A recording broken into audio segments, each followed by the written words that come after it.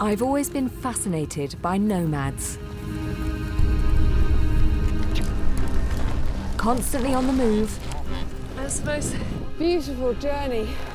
Surviving in the world's most remote wildernesses. Where's the removal van when you need it? And living cheek by jowl with nature, it's always seemed a wildly romantic existence. It's the most magical place.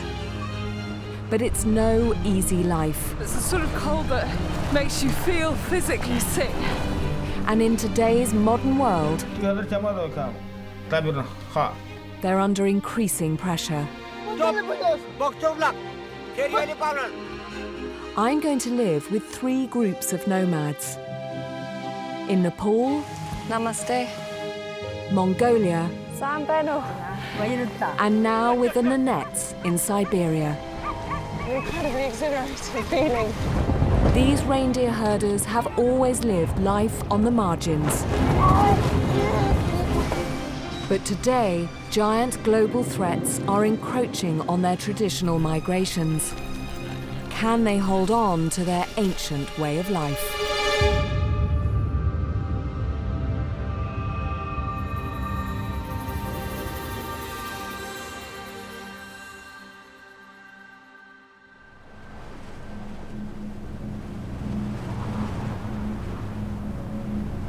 The Yamal Peninsula in northern Russia, a vast and frozen wasteland jutting deep into the Arctic Circle.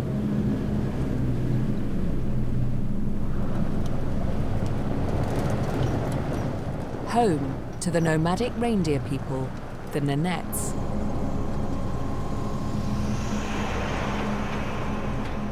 In their language, Yamal means end of the world, and if anywhere feels like that, it's this place. Minus 26 is the air temperature, but with the wind chill, it's minus 35.3.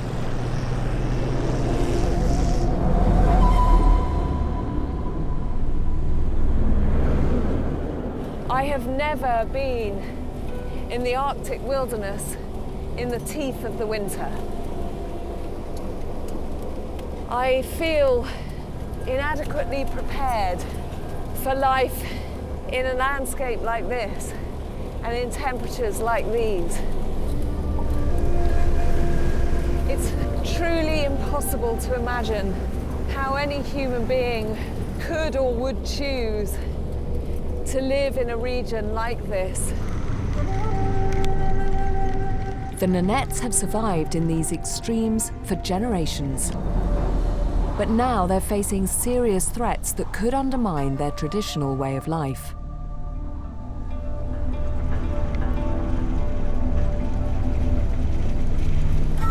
Like so many places in the world, this is an environment that's changing rapidly. Particularly with regards to climate. In 2013, a dramatic temperature rise in midwinter led to the death of thousands of reindeer. But it isn't the only threat to these people. The discovery of huge reserves of gas in the northern peninsula have brought in machinery, have brought in roads, have brought in railways. This massive infrastructure supporting the gas industry is squeezing and blocking the Nenets' migratory routes. I'm hoping to find out how they're coping as these pressures stack up against them. It's early December, and our journey begins at the edge of the Arctic Circle in the town of Salakot. From here, 6-wheel drive trucks called trekkels are taking us 200 kilometers further north. We've arranged a rendezvous with a Nenets family who are migrating south across the tundra, the barren permafrost of the Yamal Peninsula.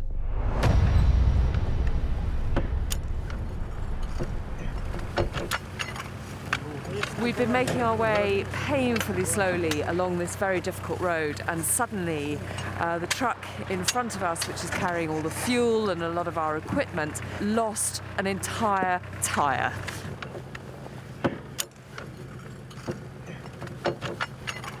This is the size of the thing that we're dealing with. So poor Sergei and Igor are now having to try and work out how they can get this back on the trailer. Мама, что если мы... Сейчас я задомкрачу эту фигню?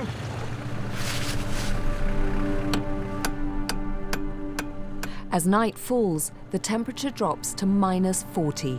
Attempting a repair in these conditions is perilously difficult.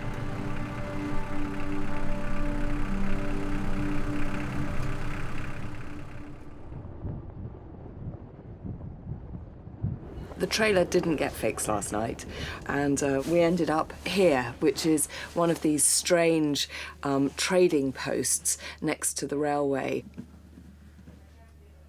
It was midnight, and everybody decided that if there was anywhere to stay, we would give up for the night. We did actually find a part, which is miraculous, and Sergei and Igor are welding it onto the trailer. But we spent the night here in a shipping container, everybody crowded in together. Frankly, if we manage to get to the Nenets camp today, I think it'll be a miracle. This remote trading post serves as a depot for Gazprom, the Russian energy giant exploiting the gas fields here. And as one of the many reindeer slaughterhouses that are dotted across the peninsula. In recent years, many Nenets have been forced to leave their nomadic lives. Some of them have ended up working here. I heard there was very bad weather for reindeer last year, and that a lot of herders like yourself lost a lot of animals. Получился двойной лет. Там нас вообще там, а нам там нечего кушать. Ты это тямил, это тямаду. Ты это тямаду кам. Табирно, хавайка. Хавайка мязма унчамулер. Ты жми, менджер. Mana? Как обычно. Мы делаем, мы не. Я так он пяринг дал, я kan пясинга майдота.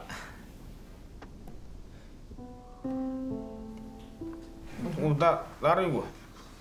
Да, там, я масрали кондом масраваш.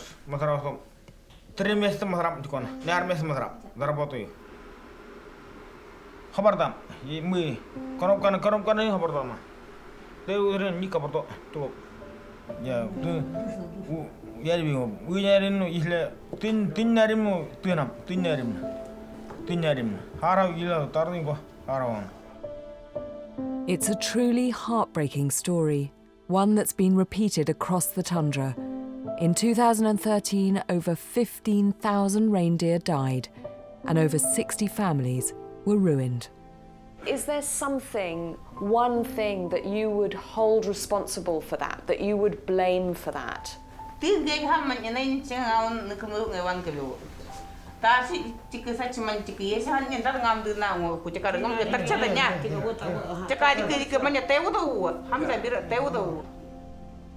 Княга там харто.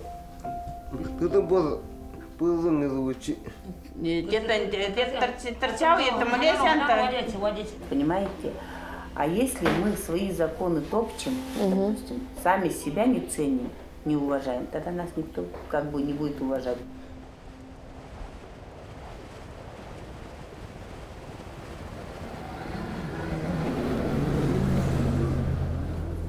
With the trailer repaired, there's over 100 kilometers to go. And the temperature is a staggeringly low -54.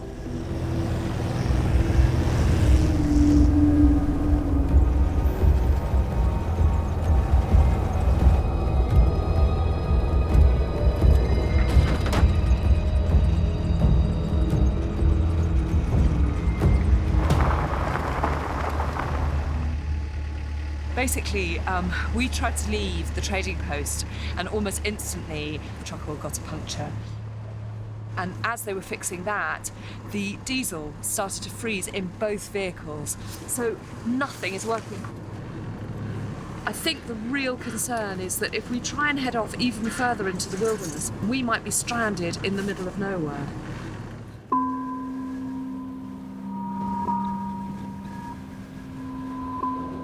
To make matters worse, the delays mean we've missed our rendezvous with the Nenets family we had planned to stay with. We've no choice but to head back to our starting point, the town of Salakart.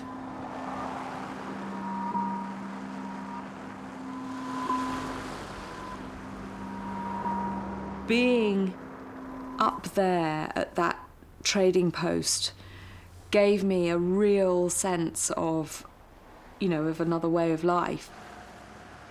I just felt deeply saddened by the way that those people's lives had turned out. Those men were killing reindeer. Day in, day out, that was their job. And those were people whose whole lives had been about living with, living alongside, and looking after reindeer. That would destroy the most robust of human souls.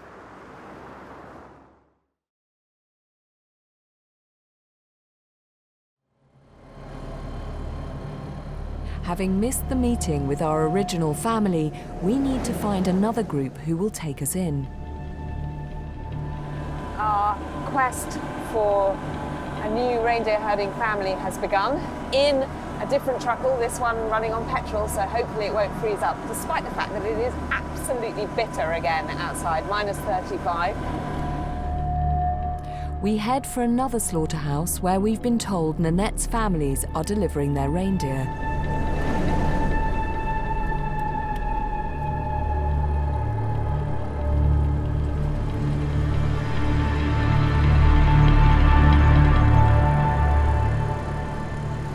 Is this the place?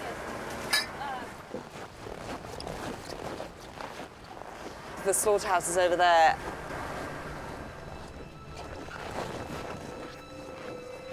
At this time of year, the Nenets come in from their camps in the surrounding tundra to sell some of their animals.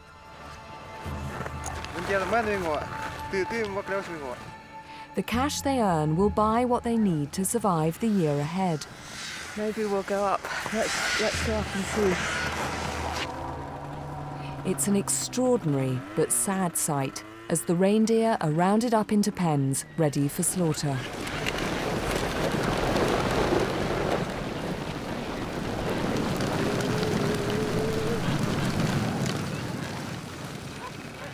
Every part of the animal is used.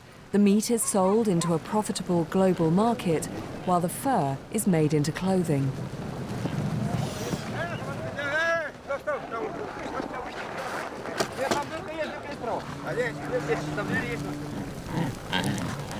It's indescribably cold. It's the sort of cold that makes you feel physically sick if you exert yourself in any way. And it feels like I've jumped into this otherworldly scene of kind of life and death.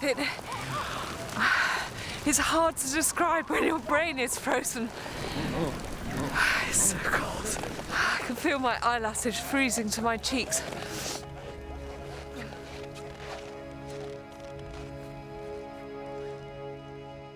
The Yamal Peninsula is home to the world's largest reindeer population, with 600,000 animals looked after by 15,000 nomads. It's rather sad that my first view of the reindeer here is the ones that are about to be slaughtered. But I suppose what they also represent is the survival for another year of the people who own them.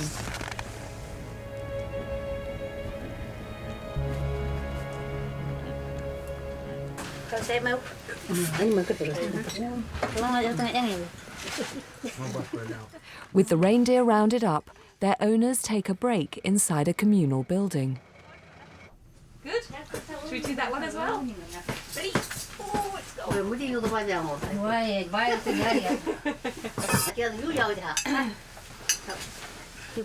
There are several families here, but one seems particularly friendly.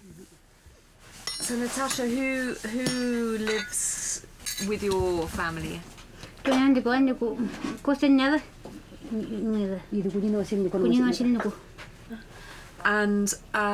will you be migrating again when you're finished here, Natasha? Would you allow me to come and learn from you about the Nenets way of life?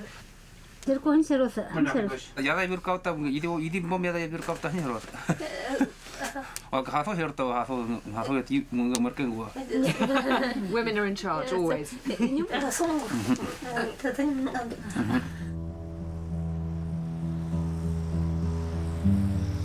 We set off for the family's camp, Natasha and her daughter guiding the way while Kostya travels back on his sledge.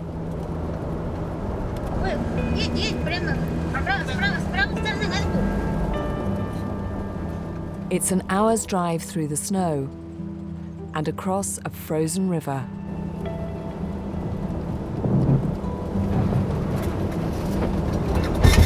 Sorry. That's okay. No, you're doing good driving, Daniel, don't worry.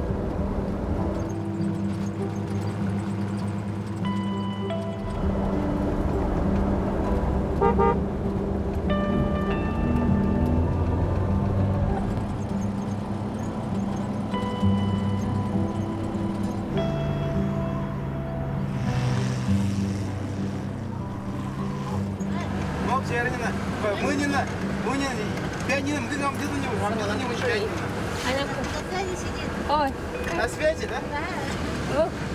she is trying to fall. Связи рыгырга, сауна не маркиза. Юнгу. There's a man up the tree here. I was thinking, what on earth is he doing? Apparently he's trying to get mobile phone signal. This is modern nomadism for you. Oh, it's beautiful, look. Хуюмя. Natasha.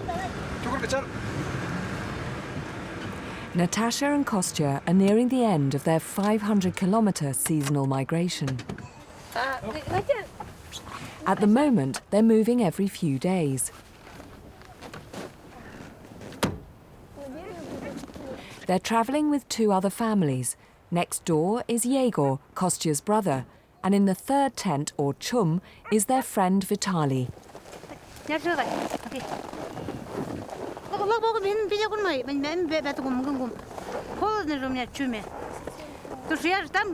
Okay, okay. These traditional chums are all that protect these families from the harsh Siberian winter. A simple wooden frame is covered with reindeer skins, and that's it. Without a fire, it's as cold inside as out, and right now, that's minus 38. But what a place to be. Something so harsh and bleak about this landscape.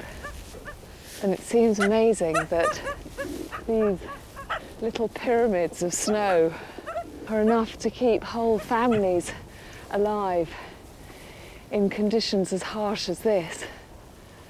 I think the thing that always strikes me is just how pared down their lives are. You know, this is it. Kostya has to move the herd to new pasture. So while his neighbours round up the reindeer to pull the sleds, he prepares the harnesses.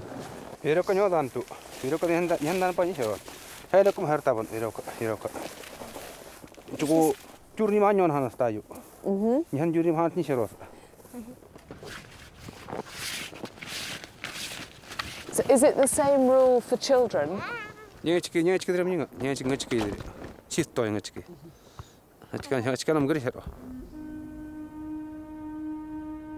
In Nenets culture, once a female reaches puberty, it's considered bad luck if she steps over ropes, poles, and even men's boots. It's believed to bring misfortune to the family and their herd. So Kostya, when I see this, should I lift it up and put it over like this? No, it's just walk So I around. have to walk around it. And that's just for women. For men, it's okay, you can step?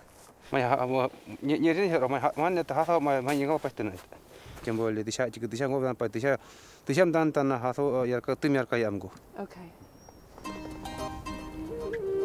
These ancient beliefs are part of the Nenets' animist faith. They believe everything in nature possesses a spiritual force. When women start to menstruate, they become directly connected to this force, known by the Nenets as Saya May.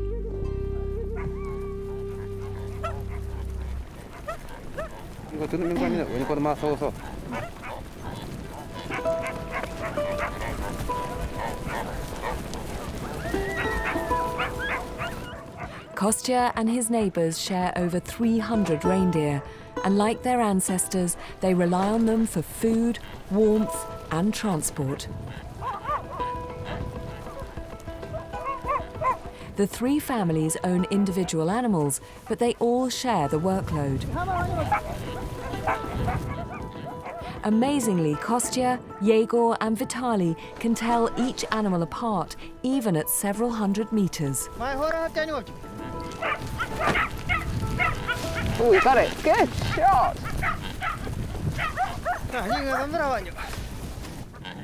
The Nenets' animals are semi-domesticated cousins of wild reindeer. The bulk of the herd is for trading, while some are used to pull sleds.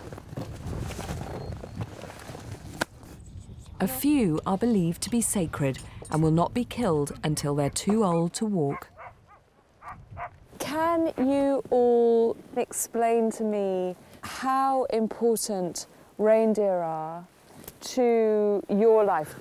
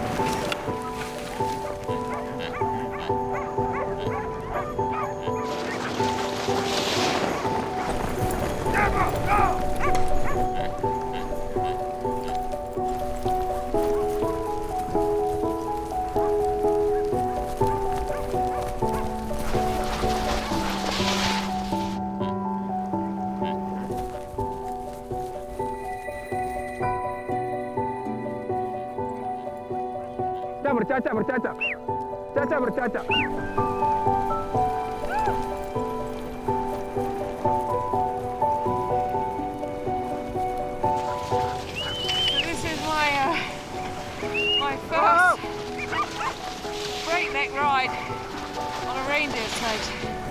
It's an incredibly exhilarating feeling. We're taking the herd out to new pasture for the night.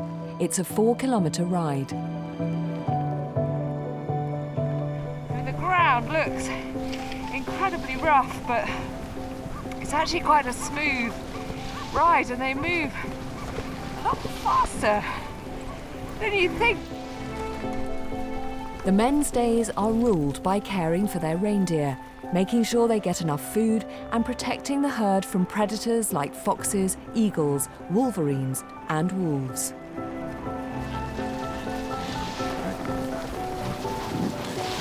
Actually, it's quite hilly. I don't quite know how we're going to get through here. We're going just splashing through some trees.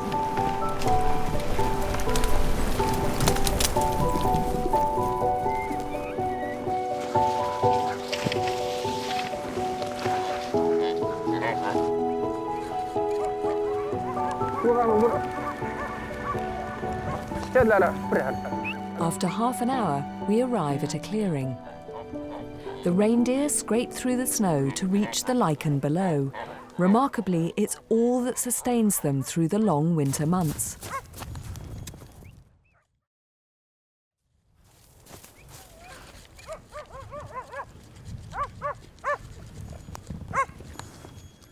The Nenets need to be constantly on the move, migrating up and down the peninsula to ensure that their herds have enough to eat. Just to be out here with these people, having had all the trials and tribulations we've had. And what was really, really lovely was just seeing how Kostya completely understood his reindeer, his dogs, the landscape. You know, I've only just met him. I think I've lost my heart. And this little puppy, you did well, didn't you, little tail? You can see he's clearly learning from the other dogs. And when the other dogs are all going, "Arr, arr," this one's going, "Arr, arr." See? Go on, do it again. "Arr, arr." Go on, little tail.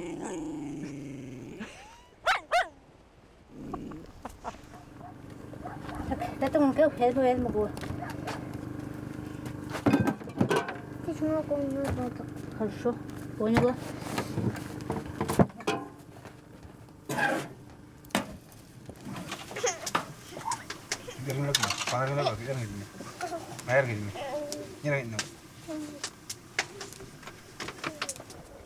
We all bed down in the chum together, the family on one side, the crew and I on the other.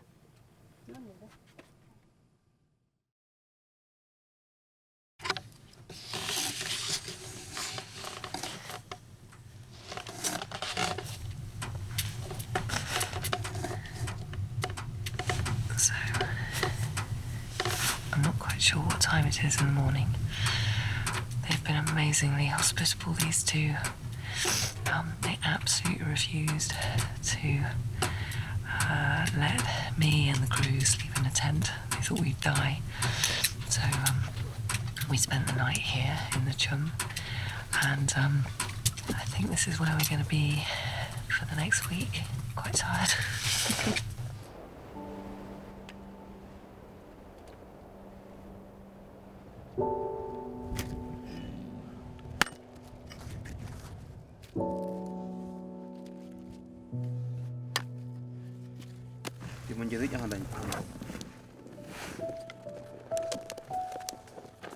Most days, the men tend to the reindeer, whilst the women look after the home. And these strict gender roles also extend to the dress code.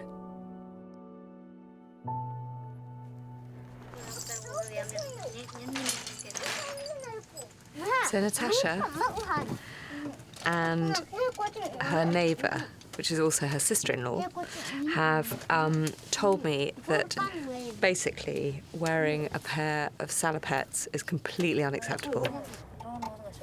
So I need to wear a skirt. So do you both make all your clothes?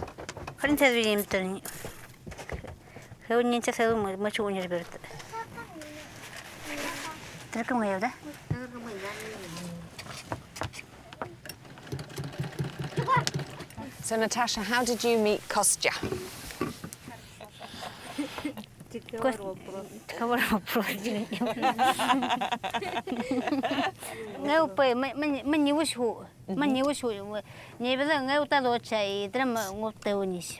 What happens? Can you tell me about a Nenets wedding?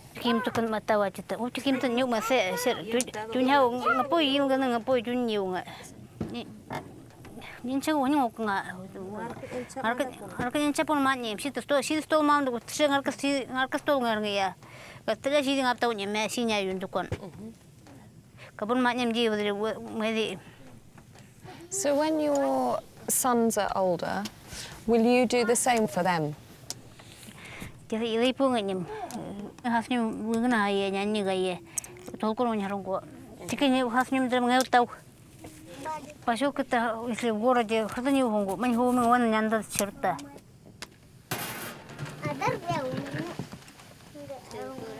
so I put it in like that.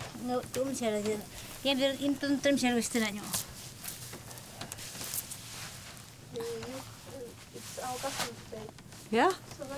What do you think? What? Come here. Look at us. We are the best looking girls on the tundra. What do you think? Pretty? Yeah? Natasha and Kostya's camp is next to the Gazprom railway. This afternoon, the director of the 350-mile train track is coming to visit. The railway has blocked some of the Nenets' migration routes as the reindeer and sleds struggle to cross the track. The gas industry has also been accused of damaging feeding grounds.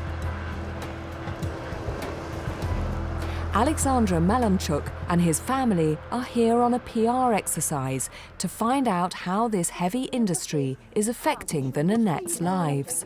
Yeah.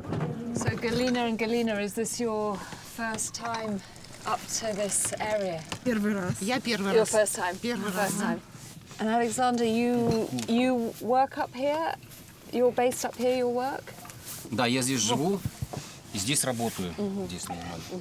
Обеспечиваем доставку грузов на Баваненковское месторождение. Да, перевозками занимаемся. When the Soviet state collapsed in the 1990s, multinational corporations flooded in to explore the tundra for its huge gas reserves. In 2011, Gazprom, the Russian energy giant, began to exploit them.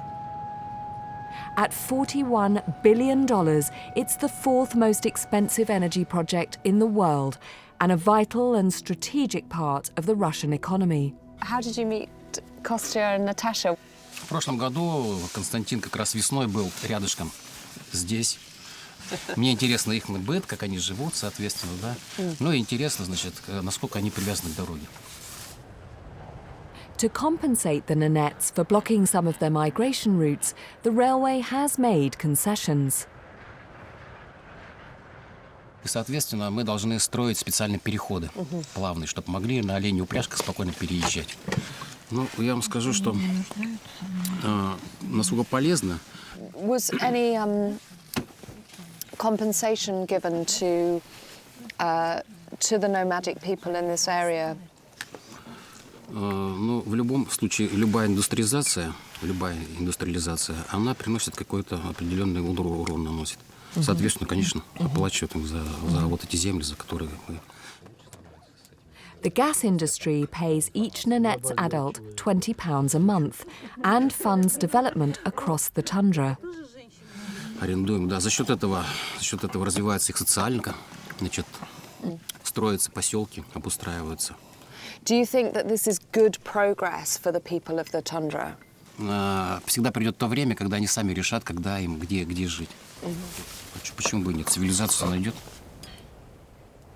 It was a very interesting little visit.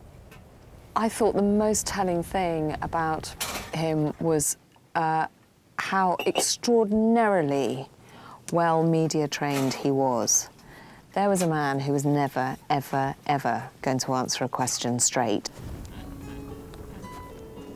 There are, no doubt, some benefits for the Nenets. The tax revenues raised by the local government from the gas industry are helping to finance schools and medical facilities in the Yamal district.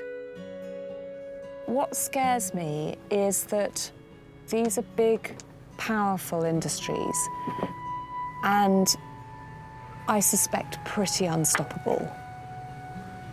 Is this a way of them seemingly to be doing the local people here a favour when actually what they're doing is gently eradicating their culture?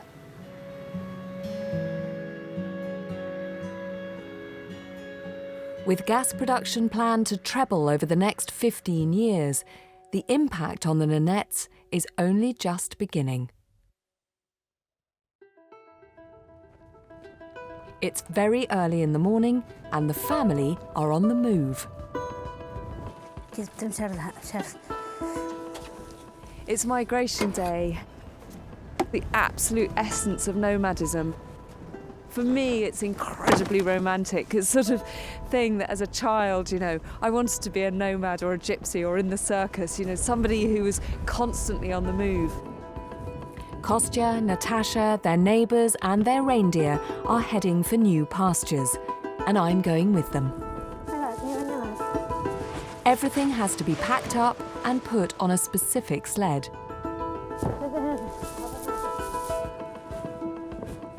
Literally 5 minutes ago, everyone was sitting around, very relaxed, having tea, and then suddenly the whole thing is dismantled in what seems like moments.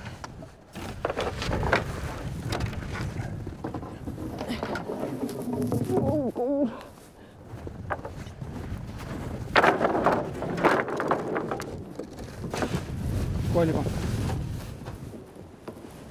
It's like trying to manoeuvre giant chopsticks.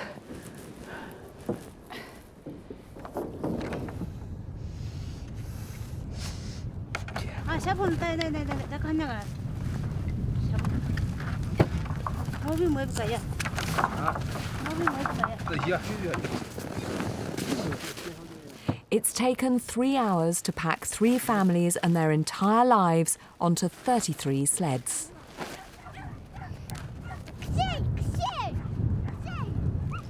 The migration is a colourful affair. The sleds are decorated with bells and red leather tassels, and the reindeer wear special harnesses. It's a very beautiful thing. What's it made out of?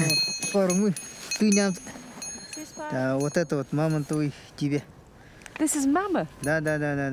Really? Do you still find mammoth sometimes out in the tundra?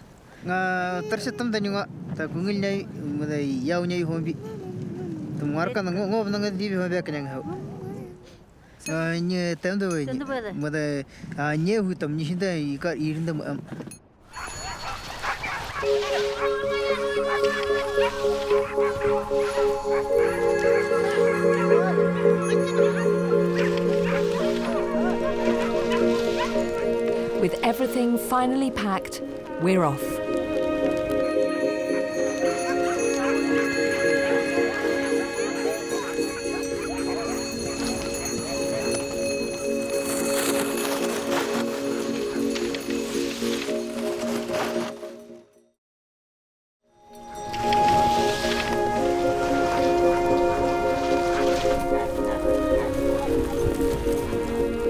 We head down the ice road alongside the railway, with the herd following behind.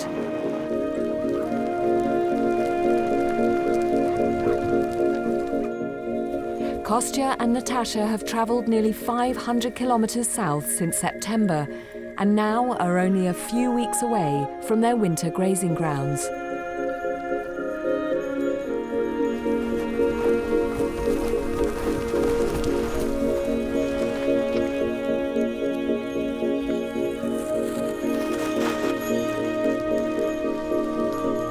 Dusk's falling as we head off the road and onto the wide, open tundra.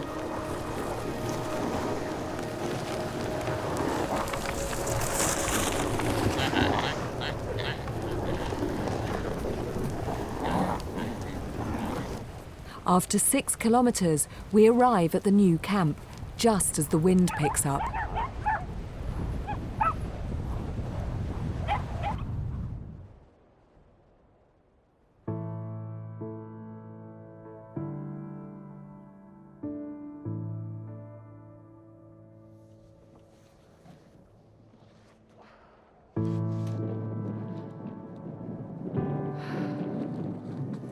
So this is our new home.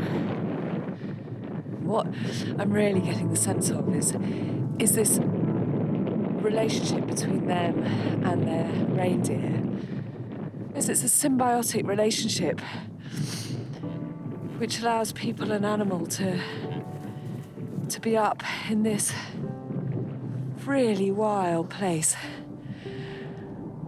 and to not just to scratch a survival, but live a kind of enviably successful way of life here.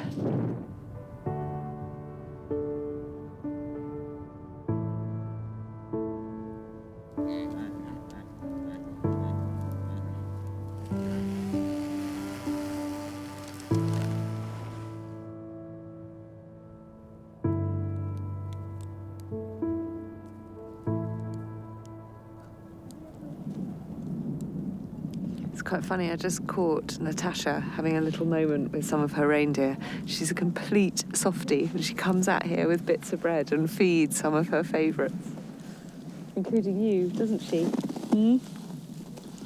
I haven't got any bread. You're a reindeer. You're supposed to eat lichen. The reindeer are meticulously cared for because the Nenets simply can't live without them.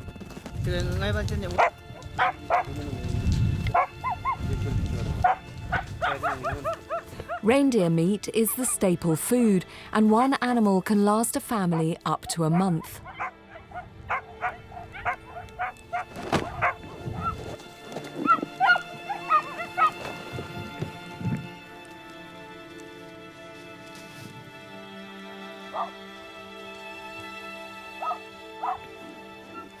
So, Kostya is killing a reindeer now.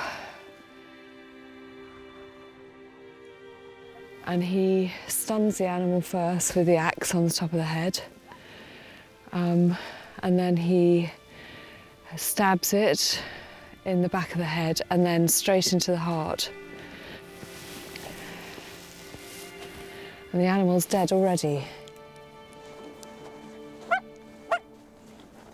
This is a non-breeding male that's been kept specifically for meat. Nothing will be wasted.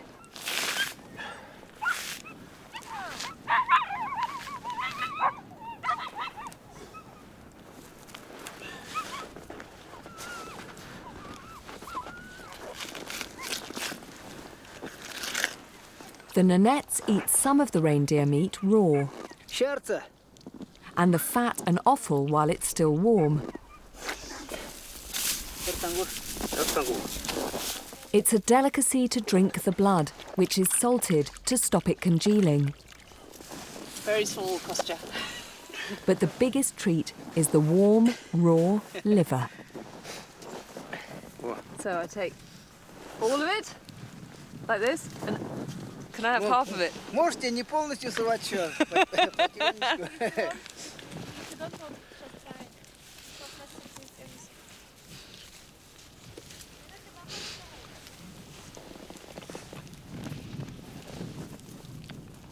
It's quite a mental process to eat this. I can't say I'm enjoying it terribly much, but it's actually a very mild taste and an oddly kind of quite a crisp texture. You sort of expect liver to be soft because I've only ever had it cooked before.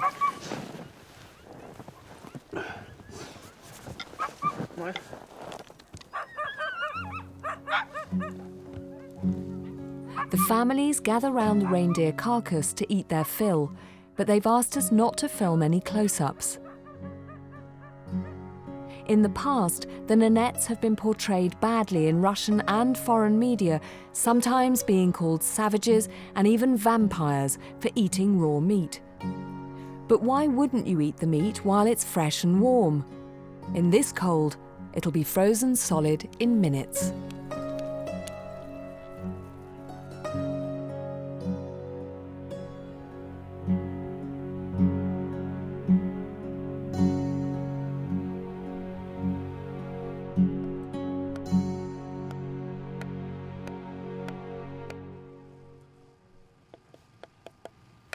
The Nenets make almost everything they need: their sleds, harnesses, chums, and all their clothing.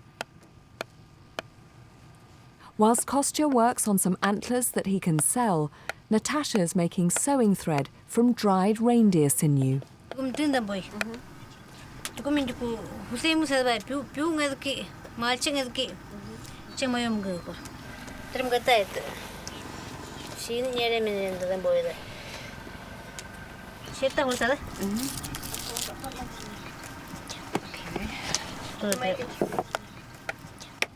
I got my own hairspin and I just plaited it into my hair.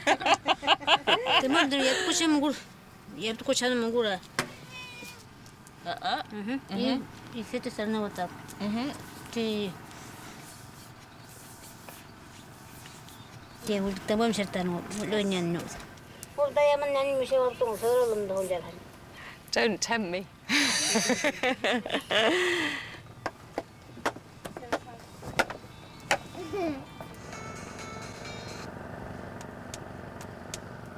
Hello. It's one of Natasha and Kostya's sons.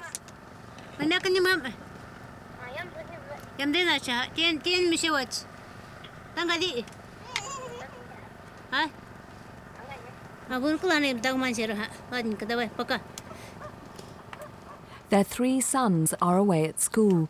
It's the legacy of the old Soviet system, which provided education for all Nenets. Most children have to board as their parents are constantly on the move. Is it hard to send your children away to school?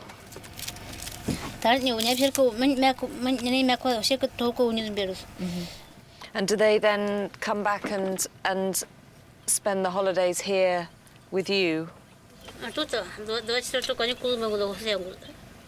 And Papanea, how old will she be when she goes to school?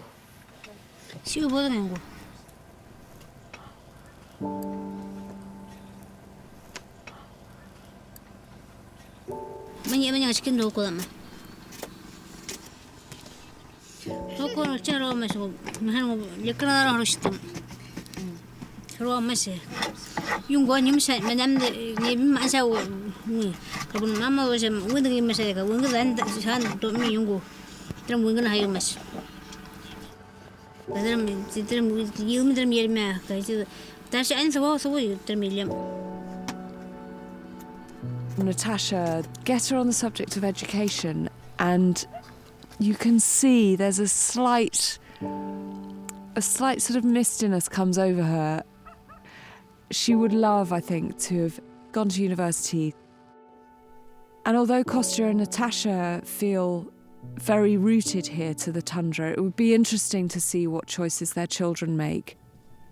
And I suppose the reality is, will they actually be able to make that choice, or will gas extraction and climate actually take that choice away from them? I don't know.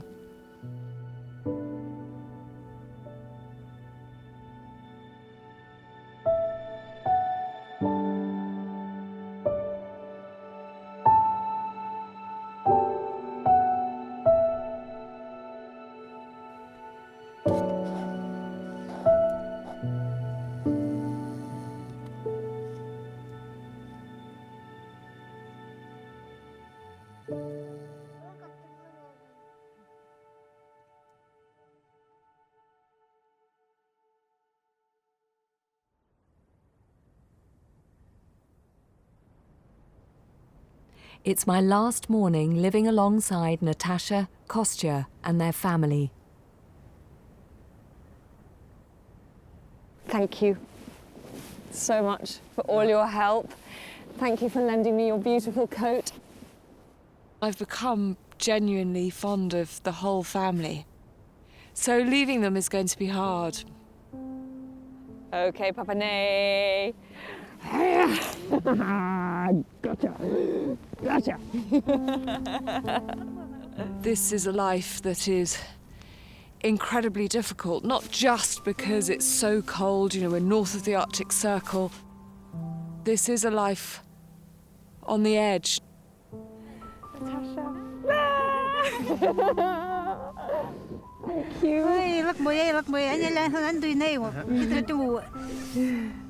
Nomadic families all over the world are adapting, evolving, if you like, to include parts of the modern world that suit them. But I get the feeling here that they've done all those things, but there is such a big outside influence that is also chipping insidiously away at their lives. And that is the fact that the Yamal Peninsula is one big gas reserve. Thank you.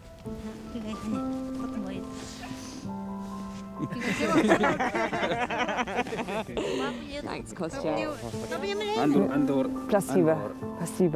Спасибо. Frankly, a few nomadic people are not going to be able to stop that level of development. And I really hope I'm wrong, but I'm just not sure, and that makes me feel genuinely sad. Next time, I journey to Mongolia It's the most magical place. to live with a family of nomads who are adapting to the modern world deep in the Gobi Desert. But life in this wilderness is still dominated by the power of nature. Like any good Mongolian spring day, it's starting to snow. As storms and predators constantly threaten their nomadic way of life. I can't stand here and say, don't kill that wolf. It's not my place to.